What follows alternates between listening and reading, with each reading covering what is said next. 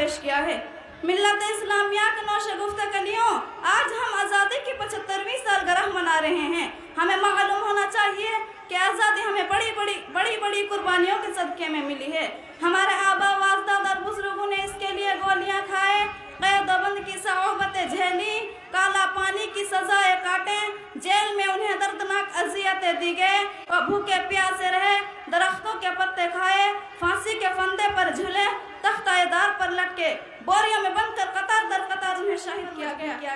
لیکن انہوں نے آزادی وطن کے اپنے جذبے اور حوصلے سے منہ نہیں موڑا، اور قابض انگریزوں کے چنگل سے، سونے کی چڑیا سے مشہور اپنے پیارے وطن ہندوستان کو آزاد کرایا اور اعلان کیا۔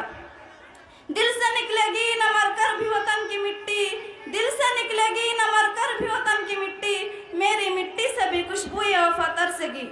پردہ نشین ماؤں اور بہنوں، آزادی کے اس جنگ میں تمام دھرموں اور مذاہب کے لوگوں نے اپنی اپنی قربانیاں پیش کی۔ ہندو، مسلم، سکھ، عیسائی سبوں نے مل کر ظالم انگریزوں سے لوہا لیا۔ سچی بات تو یہ ہے کہ ہمارے ان پرکھوں اور بزرگوں نے دیش کی آزادی کے لیے اپنی بے مثال قربانیوں کا نظرانہ پیش نہ کیا ہوتا تو آج ہم اپنے پیارے وطن میں آزادی کی سانس نہیں لے سکتے تھے۔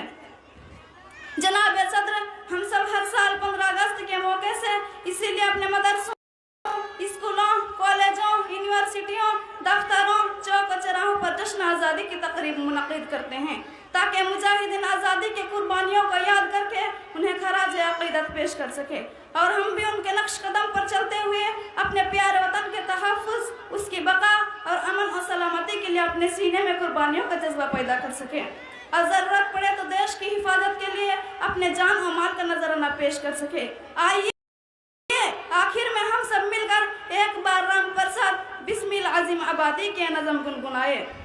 سرفروشی کی تمنا اب ہمارے دل میں ہے، دیکھنا ہے کتنا زور بازوئے قاتل میں ہے، اے شہید ملک و ملت میں تیرے اوپر نثار، اب تیری ہمت کا چرچا غیر کی محفل میں ہے، وقت آنے دے بتا دیں گے تجھے اے آسماں، ہم ابھی سے کیا بتائیں گے کہ ہمارے دل میں ہے، جسم بھی کیا جسم ہے جسم میں نہ ہو خون و جنون،